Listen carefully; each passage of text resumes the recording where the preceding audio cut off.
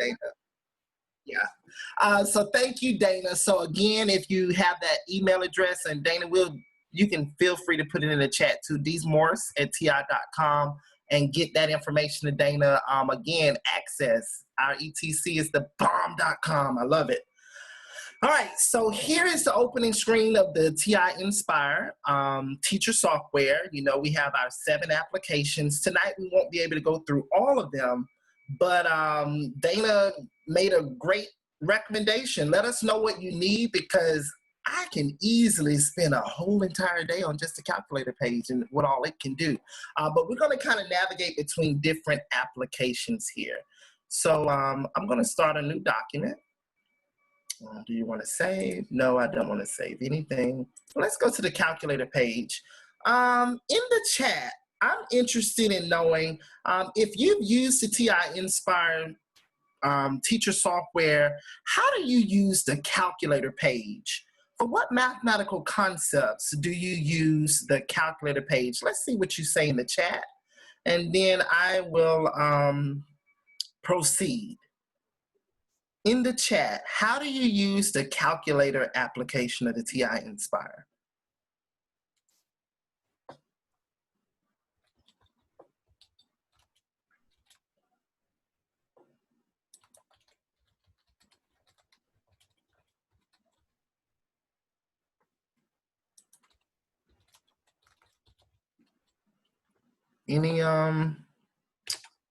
Any news feed in the chat? NSolve is a big one, calculations, solving the equations and systems of equations, storing values. A lot of these people that have seen me present know about the whole 12.3 store X to check your work. Yes. Yes, great.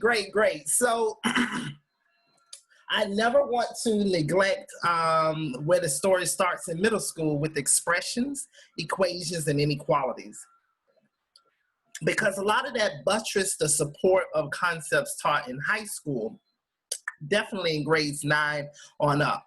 I just want to show some of the features, and some of you all have shared some of that already.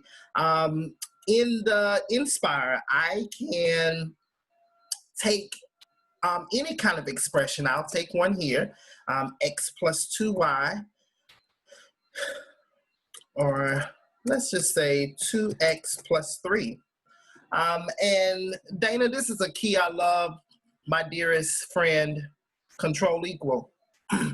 Here on the bottom right, the such that key, which is really evaluator, you know, such that x equals, let's say, x equals 4. Now you may say, so what? So again, this is a space now where the calculator is acting as an evaluator, but here we need kids to understand that under the input here that x is 4, the output is 11. And what I love about this, if you arrow up, I do not have to type this expression again, but if I put an x equals 5 there, I get that. And if I put in a x equals 6, and I think you know where I'm getting at. So here it is, I am now starting to see that as my input increases by 1, it seems like my output is increasing by 2. And again, I like how the calculator page kind of separates that whole expression from input and output, looking at critical features here like domain, range. We can look at a lot here. And you may say, well, Matt, you're just in one variable. I can also go with 2 variables. Maybe I have 2x plus 3y where x is 7 and y equals, let's say, -2. All right, so Matt, something I've learned from Zoom meetings already is that sometimes a delay. And as you're typing that in, all I saw being a participant of yours is and popped up there. We want to make sure people know that you're going to use the space bar by the letter Z and actually type in the word and using the letters at the bottom, another space bar, and then y equals -2. if you're familiar with Excel or any other type of Microsoft software where you have formulas, it's italicized font until it recognizes that command, and then it goes to a regular font to denote that it understands the and then you can replace, y equals -2, y equals -3, what have you. But this is so wonderful for building math confidence in our pre-algebra, Algebra 1 students' hands. Exactly. And as it stands right now, Dana, this is an expression. But what I love about this is I can also set an equation here. So maybe 2x plus 3y equals 8. Again, let's see if it's under the conditions that x equals 7 and y equals, we know it's not, -2, but I'm just going to choose -3 and look at the power of that. So now this is a great place to now understand that this is a quantifying statement, and now I'm judging the truth or the validity of this statement under the conditions that x is 7 and y is -3. And we know that this is false because primarily -9 plus 14 is not going to give me a sum of 8. So again, I like that Inspire gives us that true-false statement. And likewise, if I had said that this was going to be -2, then I can get a truth there. Love it. And see, Matt, for years, I've been demonstrating the such that found in the control equals. And for years, I've been doing the 12.3 storing and having the true false, or back in the 84 days, 1 means yes, 0 means no. But when I first started working with you, Matt, I never thought to put the such that to test values in an expression like this. See, something like this, I'm learning as well 20 years into the game. I love it. I love it, Dana. And the beautiful thing about this right now is I saw earlier in the chat, some people are using the store command. That is another way that we can engage kids in storing values. So maybe I want to store 9 in the place of X. So how would I do that, Dana, in this case? All right, so if I wanted to store a value, on the Inspire, we have 2 methods because the Inspire never can do just one thing one way. We might type in 12.3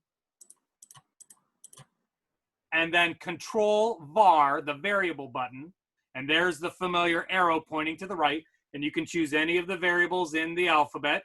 Yep.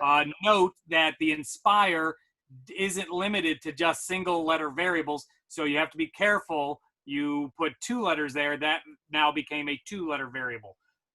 So 12.3 store X, let's say that, and press enter. That's one way of doing it. Another way, Matt, and this might be better to keep with the flow of the math, we do let X equal statements. So if we were to start with X, and then we do the control templates key, the button directly to the right of the 9. So control and then the math templates key. This is a set equal to. It's more like the let X equal. This makes more sense, I found, to students than 12.3 store X. When I was in the classroom, a lot of kids would do the X store 12.3 and get an error. Putting the variable set equal to and then a value, this just seems to make a better connection with the students than the old 84 method of store. Right. But either way you do it, of these last 2 lines, from here on out, X is going to be 12.3, which is why the previous methods with the such that being a temporary substitution is a nicer, you're not going to get yourself into a situation later on with the handheld. Right, thank you. And Dana, what I love about the archive of the calculator pages, I remember one day I was teaching arithmetic sequences, and I had a student in the back of my class that rarely was engaged. And this was during the time, I see that TI-Nspire has kind of deleted it. I remember in the earlier versions, it would display in the right corner or the left corner what line you were on. And I asked the students, I said, all right, here's the sequence. Let's start off with 9. And let's let the common difference go by before. So it was 9, 13, 17, 21. And I said, okay, what is the 50th term? And, you know, everybody else is, without even knowing anything, they're trying to write them out. And then this is a student who is just using the enter key on just a calculator page. And I'm like, who would think of that? And I said, well, how many times did you have to press enter? And he said, just 49 times. Wow, there goes my N-1 game. And I'm like, let's go. I love it. So again, you taking advantage of these lines. Again, I love that the left and the right kind of poses a nice segue into function tables. And while we're here, you know, in high school, definitely students are defining functions, and we can do that here in this space. Mr. Owens. Yes. As the ETC for New York State, I've heard this time and time again. We don't have a software for the students, and we don't have enough calculators for them to have at home. I'm in a Zoom meeting with my teacher, and I want to define a function, but I can't demonstrate it to my teacher. How could I, the student, be able to interact with your software? Dana, so good question. This is a great question. So again, this is the title of the presentation. It's about looking at remote teaching strategies. I don't know how many of you all are using Zoom in the classroom, but I will show you a feature today. Dana, the next thing, we're going to do two things at one time. So I am going to show you a feature in Zoom that you could use as you're doing live interaction with students. Let's suppose a student doesn't have a device, but like Dana says, that student is ready to engage with you and your device. So on Zoom, there's a feature called remote control access. And I can throw the baton to Dana. So I'm going to show you how it works. So my screen is still here. And I am going to actually do a remote control to Dana. Dana, did you get anything? I did. It said click or press enter, that I should now be able to run your computer or your software.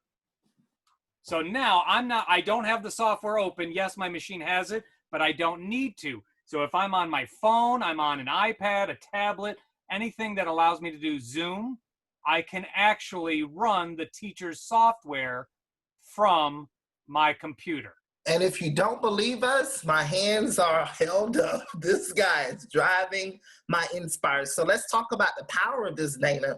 Number one, right now, no matter where my students are, whether it's home, out of town, I know I can get engagement. And right now, I'm giving a kid an environment to become a really live presenter here. So again, I can use this for students to demonstrate their skills. Maybe I posed a question and a student needs a graph to support their claim. This is the kind of time you can do this. And so Dana just defined a function for us using function notation. F1 of x equals 2x plus 3. Dana, go ahead and then I can evaluate that function at any given x value by using my var button. Yeah. And F1, since it's been defined, will show up, and I can evaluate it right here, not having to go to look at tables, not having to go to a graph screen, just another multiple representation of functions. Yes, I love that feature. So again, whatever grade you start to teach function notation, it's accommodated here. And I like the fact, Dana, that once a student is finished, I can relinquish control. So Dana, can you relinquish your control? I gave up my remote control. Yes, and so now I'm back at it. And that is a great tool we wanted to show. Those of you all who are using Microsoft Teams, that will also work. There's a remote control feature there. I saw in the chat about Google Meet. I'm not too sure about Google Meet allowing remote control access. I don't know the answer to that question as of yet. Okay. And because the Inspire is building a document to answer the question, since I defined f1 of x to be 2x plus 3, Matt, could you add a page right now? Control Doc to add a page. Sure. And when you add a graphs page, it's going to automatically default to f2 of x, meaning something's already in f1. Press the up arrow once, and there it is. Everything is dynamically linked on the Inspire. Mm-hmm. So if we had done this differently, we had started with a graphs page and put an f1 of x to be x squared. When you add a calculator page, you could then find the y values given a certain x value. You don't have to worry about define. You've already defined it on the graphs page. So that's the beauty of the Inspire technology. Yes. But Mr. Owens, on this graph page, what's missing that every student has on their graph paper when they start graphing paper and pen? Oh my goodness, everyone should have a background with a grid. I mean, the first day I learned how to graph, didn't we all have a grid? Absolutely. So this is a view, this is a feature on TI-Nspire, and it's also available on 84 to allow students to have a grid view. In other words, those nice squares and rectangular to kind of prove that it's a Cartesian plane. So I can incorporate that view by going to Menu, View, Grid, and I can go to Line Grid. And now voila, we get a nice true window of this linear function. And the beautiful thing about it is this now gives me support in looking at key concepts such as average rate of change, the slope. I'm actually able to eyeball some key features like the intercepts, the y-intercept, the x-intercept. I can see a lot here. Yeah. Now, a quick note. Many of us have traditional TI-Nspire CX. Some of us will have CX2s. It's a pain to have to turn that feature on every time you add a graphs page. But for CX2 users, if anybody has access to it, if Mr. Owens goes back to Menu and then goes to number 9, Settings, there's a feature in CX2s, the 4th box down, you can have the grid lines always be on. Love it. So this is almost like a universal remote. I love it. I love it. And then if I go OK, it will always be there.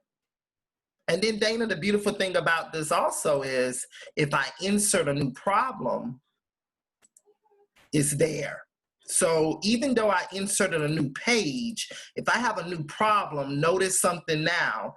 If I go to a new problem, my F1 starts over because it is not playing around with the variables already declared here in a previous problem, okay? Difference between adding a page and adding a problem. Also, something you'll notice when you add a problem, that front integer will change here to 2.1. And if I was to add another problem, it will be a 3.1, 4.1, so forth and so on, okay? Again, inserting a problem. And I love to do that when students are dealing with multiple problems and looking at multiple graphs, but do not want to kind of lose the graph of something already worked on. Okay, let's look at the graphing page. Something else in the remote world that I think is powerful. You know, my favorite muscle group to work out, Dana, is the quads. So I'm a leg man. So let's work on the quadratic functions today, okay? So I want to look at the quadratic function x squared minus 5x minus 6. There it is. What's so ugly about this, Dana? Well, it goes off the screen for one, and I had those students who, back in the Math A days, the 2-year track kids that would put that on the state exam exactly as their calculator showed it because the calculator never wrong. All right, so we definitely do not see all of the graph here. So we actually have a window situation if students are abreast with the quadratic functions, we need to see a nice smooth view here. So a couple of features here, we need to be able to change the window. So I can go menu, and I can go to window zoom and window settings. And if you look at this, this looks very familiar, like what you would see on the old 84. I don't have any problem with the X-Min and X-Max, but that Y-Min, I definitely have a problem with that. I'm going to change. The problem my kids had is how the 84 displays it, because my kids were very visual, and Y-Min is written above Y-Max, but on the graph itself, Y-Max is above Y-Min, and my kids would make conceptual mistakes just by looking at that. Yes. So no 84 user left behind. Yes, you can do it the 84 method, but there's many other ways to do this. Yes, yes. So I'll just go this way, and then we'll show some others, Dana. So how about -20? And that's beautiful. I can see all features of the functions. I can see the y-intercept, the x-intercepts. I can also kind of eyeball this minimum here, okay? So what's another way, Dana, that we could adjust the window? And by the way, Dana, I'm gonna undo that so I can press Control followed by Escape, and I'm back at square one where I was. What's another alternative to changing the window? Well, since we had this request, people wanted to see how the student could operate the teacher's computer or software again. Could you pass the ball to me so that I could demonstrate another way to do it? All right, passing the ball to Dana. Now, I didn't, as the user, have to do anything. It shows up on my screen that I need to click to interact with the teacher's software. So now I didn't have to go up to the menu or anything like that. Another method could be moving my hand on top of the axis, grabbing the axis, pulling towards the origin, and I can see a zoom out. Going away from the origin is a zoom in. I like this method to give the students a better understanding of what dimensions they're going to need. But the problem is now I've got a lot of dead space going on. Pros and cons. When Mr. Owens simply made it -20 for the Y minimum, a lot of you probably did not like the fact that the grid became rectangles instead of squares. Yes. If you do the grip of the axis, notice that it's going to maintain that relationship so that the screen still has that square. But I don't like all this dead space. I can double click on any one of these end axis values, and I could rewrite it as maybe -5, but instead of hitting enter, I hit tab so that I work smarter instead of harder.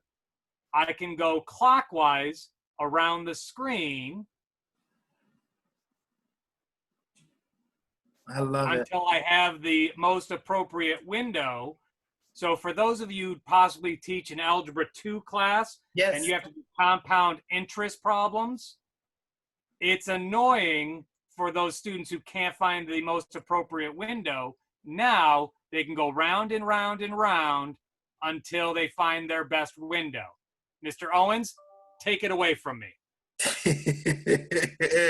Okay, so now that we're here, Dana, I can relinquish control now. So to answer the question on the chat, the student does not have to do anything other than click their mouse to start the interaction. Yes, yes. And Kathy or Kath wants to know, what exactly did you, I don't know if they can see, you clicked on view options, I think. What did you click on in order to give me possession of the screen? They can click on view options at the top. I know sometimes Mac will have it at the bottom, but just depending on the device, if you see a little drop down on the top of your screens or on the bottom of the control panel, that black strip, you should either see view options or remote control. And that will allow interaction from the users in the group. Dana, now that I'm thinking about it, I'm sure that we have some math leaders on board too in this space, but this is also a great way for teachers to work together. Maybe there's an ICT teacher and a regular ed math teacher. This gives them a chance to kind of interact in this space too. I know we had someone from special education on the call for 7th grade. So think about not just the students and the teacher, but this is also a great way for teacher and teacher to also interact. Yes. All right, so Dana, I think one of the powerful takeaways in high school and middle school is now that we have the graph, what are the features relevant to the graph that are relevant to the situation? Now, this is a mathematical situation. We do not have a word problem attached with it. But I do want to see certain things like the roots,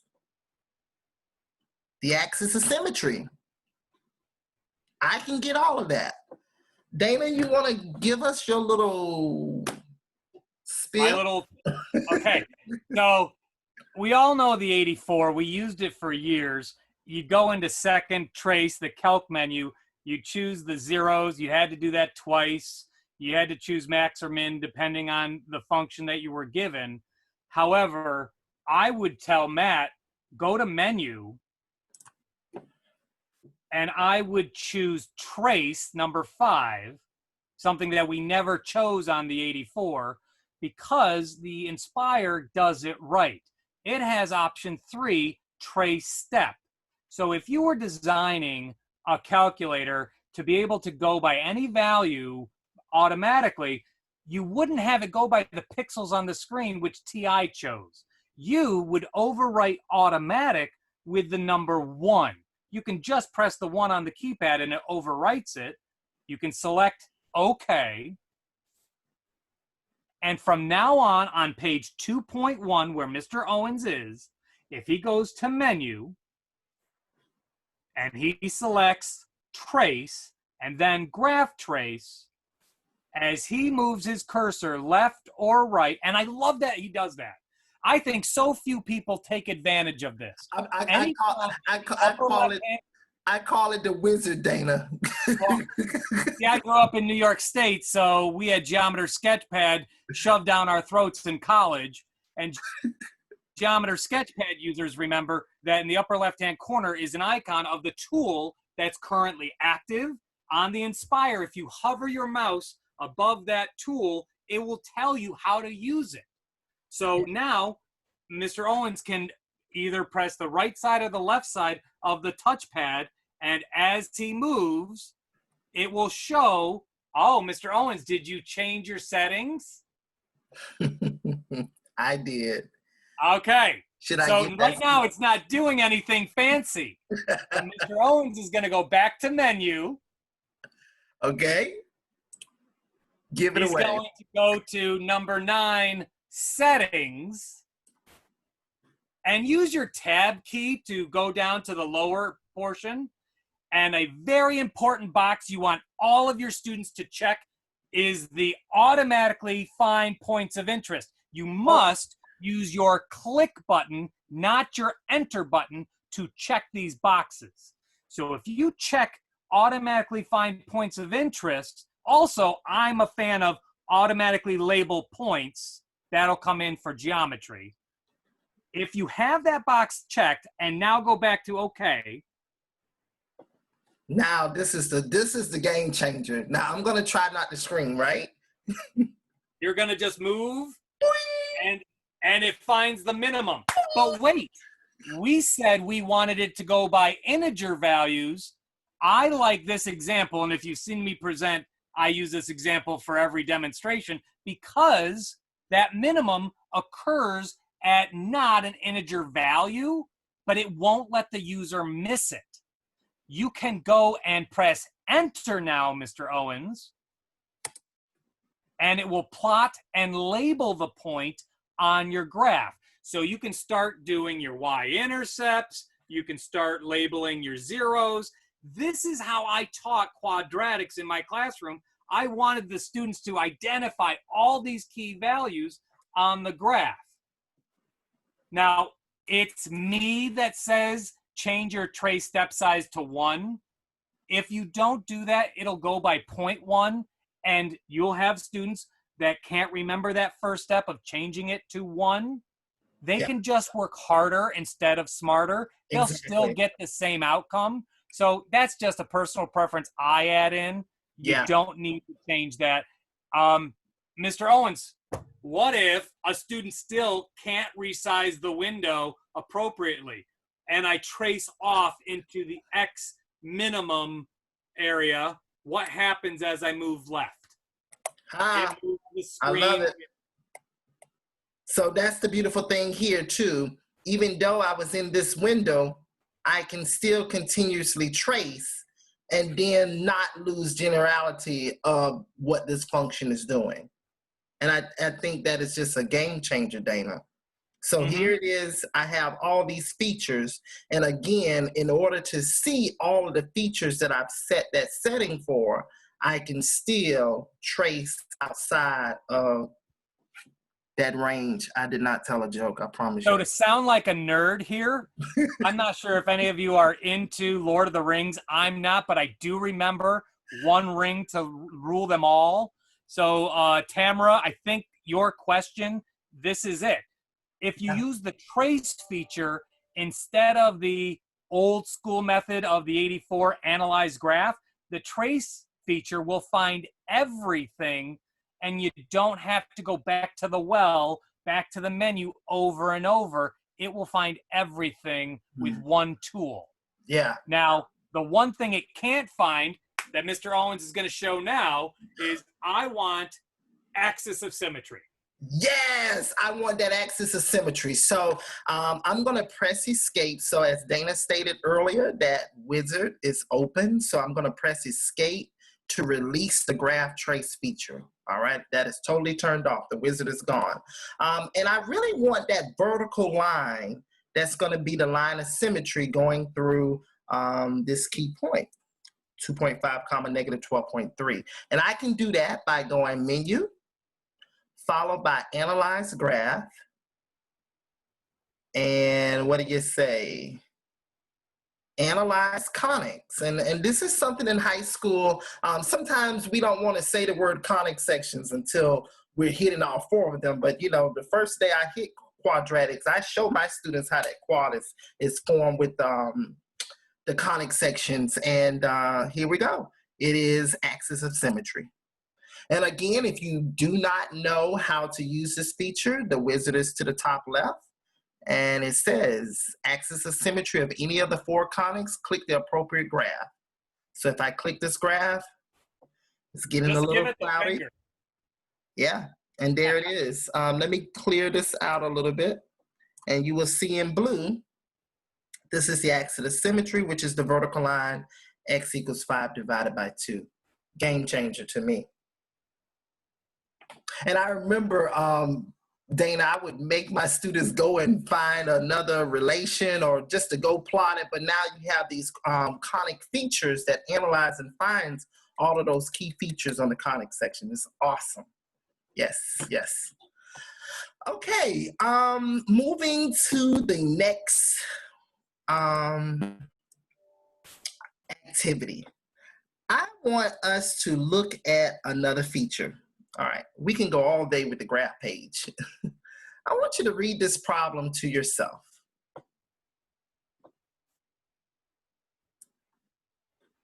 And for those that may have accessibility issues, I'll read along for you. Kathy and Miguel are 2 siblings who received special instructions from their mother. Mother said, do not spend more than $20 at the store. So I guess they go shopping. And now we need to think about different ways this money could be spent. And keep in mind that $20 is all that I'm allowed to spend. So I'm going to stop sharing my screen and I'm going to participate along too. So in the chat window, I'll start it off. I'm going to say K for Kathy, and then I'm going to use M for Miguel. And I want you to enter some values that you think would be representative of this context where the spending between the two is less than $20, okay? I started out. Come join me. Ooh, thank you, Jane. $19.99. I love it. Keep it coming, everyone. We want everyone to get engaged now. If you can use a K, yes. Ooh, I love it. 15 and 4. I like how Katrina has dollar signs on there, adding a meaningful context to the units here. Love it. Yay. And I love that it's not all close to 20 right there. Casey, $1, $3. Perfect. Yes, yes, yes. And I want you to think about this activity. I love doing this activity in my classroom. I love the kids to work in pairs, and somebody's always Kathy and somebody's Miguel, or they can change names up. It's just two people, and they talk about the ways they're spending. I think you get the hang of it. I love it. Ooh. Bruce, I love it. Bruce, Kathy is spending pie dollars, right? And then Miguel is spending 2 pie. I love it. I think I'm gonna have a fun time with the New York teachers. I love it. So again, you can keep them coming, but I'm gonna share something because this is a powerful thing that we want to start doing in the remote teaching space. Kids are in their homes, in their apartments, wherever they are, and guess what's all around them? Data. But this is a quick way where, I don't need any materials. I just need a mindset to know what spending is about. And I want you to think of another way of bringing spreadsheets into the space. So in my class, I did this activity and I gave every group, I call every group like Group A, Group B, Group C, and I gave them 5 different values or empty cells for them to think about Kathy and Miguel. And X in this case represents Kathy's spendings and Y is representing Miguel's. But I want you to just scroll through, and I'm going to actually put this on 200 so that everyone can really see it. I want you to think about the power of the mathematical discussion here. I now can engage kids in interpreting the meaning now. I'm now bringing TI-Nspire and discussion to the platform. What does it mean for Kathy to equal 20 and Miguel to equal 0? What does 20, 0 look like graphically? Wow, now I'm getting into an intercept. But in this situation, it means that Kathy is greedy. She's spending everything and didn't leave Miguel anything, right, Jolie? I love it. And you can look at this one, this set here where 0 and 20 is there, and this is the opposite. Miguel is spending crazy and didn't allow Kathy to have anything. And then, as you can see, the students were thinking like some of you, where they're thinking about money. So again, I'm getting kids engaged in a contextualized and relevant situation that everyone knows about spending. And again, I saw some of us had a dollar sign here. And the beautiful thing about spreadsheets in this world, I can actually put a dollar sign there and add that mean there. And I'll just undo that. But this is awesome. But I want you to look at this value. I always like to ask the kids because everyone stayed under $20. And I asked the kids, what about 15.8? And they'll say, Mr. Oh, no, that's not, you cannot have that. No, which the mother said you can't spend $20. That's 23. Why would you put that there? I said, well, should I throw it out? And so they're like, yeah, throw it out. I said, well, I'm just going to keep it here for now. So the beautiful thing about TI-Nspire is that it is adaptable to any kind of spreadsheet out there. So I can copy and paste these values. And if you can't see here, I have 142 values here. I'm actually going to go to Nspire. I'm going to start a new problem. And I'm going to go to list and spreadsheets. So I am going to actually do a Control V, and I pasted all of those points in there. So let's pause here. This is a great way to engage your kids. This is a spreadsheet. As long as you got a phone or a mobile device, you can put your data in, and everyone is actively a collector. And now we're going to get into the analysis part. But Dana, don't we need to give this data some meaning here? I've got a name. You've got a name. These data lot columns need names. Yes. So I'm going to give every column a name. Kathy, Miguel. You could have chosen K and M. But if I want to model this data, then of course I would give these columns a name. I'm giving the columns a name. Because my spreadsheet was right, it didn't have any skip lines or rows, so I'm good. So now my data is here, and I'm going to add a data and statistics page. Now it is time to model. And no, we're not going to do a talent and fashion show model. But here, I am going to let Kathy's spending be independent of Miguel's spending. So I've now added meaning to this graph. And let's pause right here. All right, Dana has his hand up. I got my hand up. I'm getting out of this. Can anyone tell us, either if you want to unmute your mics or if you want to place it into the chat, what mathematical phenomenon actually comes up in this space? What mathematical concepts could definitely be embraced in this activity at this point? And Dana, I cannot see chat, so I'm going to depend on... I'm working with chats right now. People are asking questions like you addressed it. You can do this from Excel. You can do this from Google spreadsheets.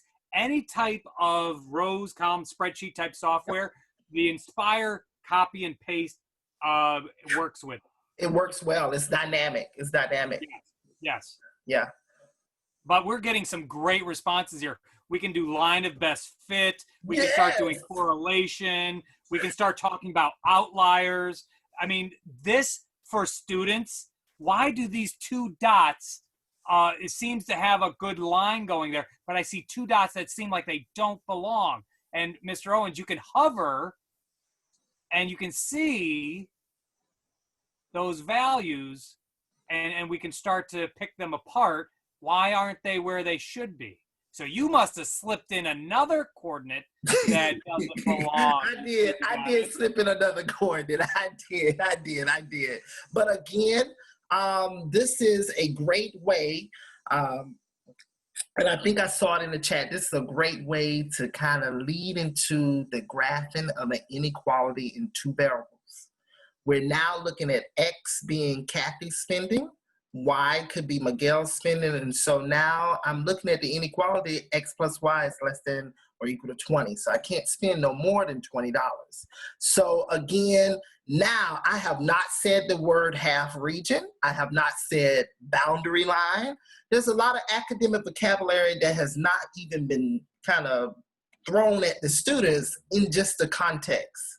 But the most powerful giveaway, and I know we're short on time, and I love how we all said line of best fit too, because there is some kind of line going on here that's getting there. All right, so I want to show one last feature. While you're doing that, Matt, I just want to show my age in this group because, Matt, you're a transplant to New York. Us New Yorkers memorize Regents exams from years back. That question about spending up to $20, I want to say 2003, 2005, there was a surfboard and skateboard factory, and they couldn't manufacture more than a certain amount per day, and it was inequalities just like that.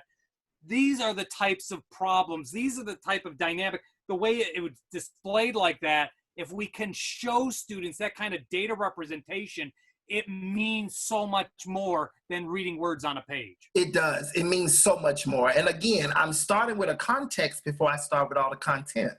But thank you, Dana. But here it is. I'm at a graph page, and I actually want to model that inequality. And this is one of the features I really like, and this is a relation. A lot of times in Algebra 1 and grade 7 and 8, we preach this domain and range, and is it a function? Is it a relation? What would I have to do to make it a function if it was a relation? But this is a great way for students to really look at x plus y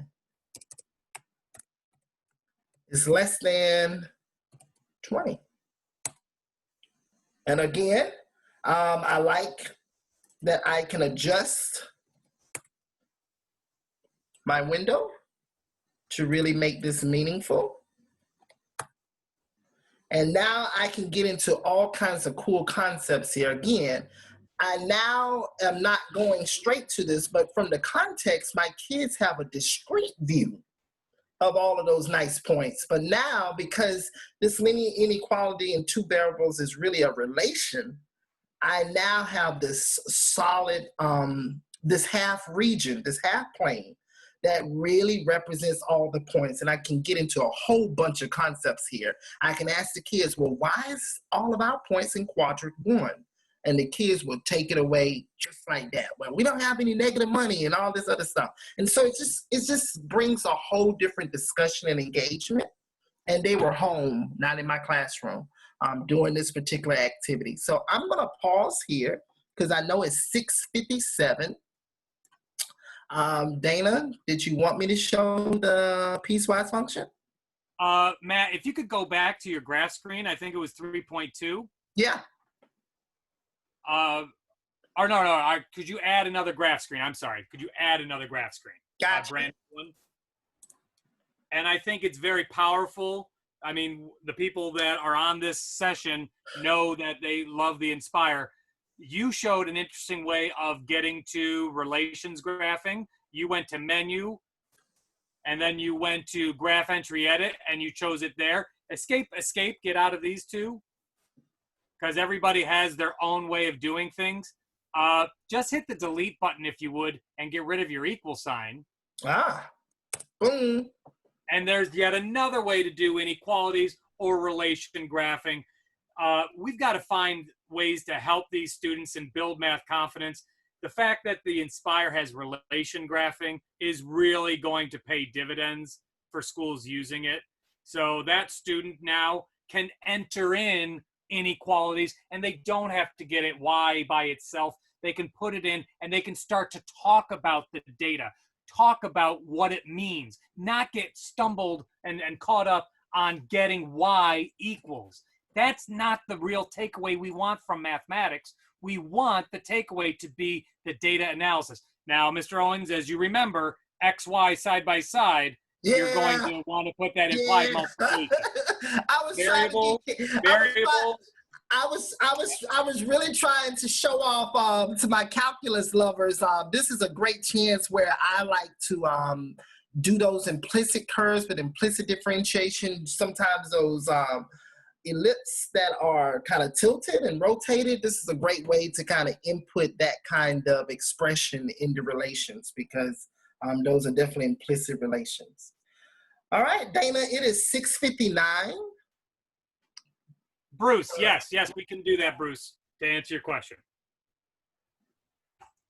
We're good? Okay, yes. So, folks, if you had a good time, I'm really glad. I've already gotten, how many so far have taken me up on the free software offer?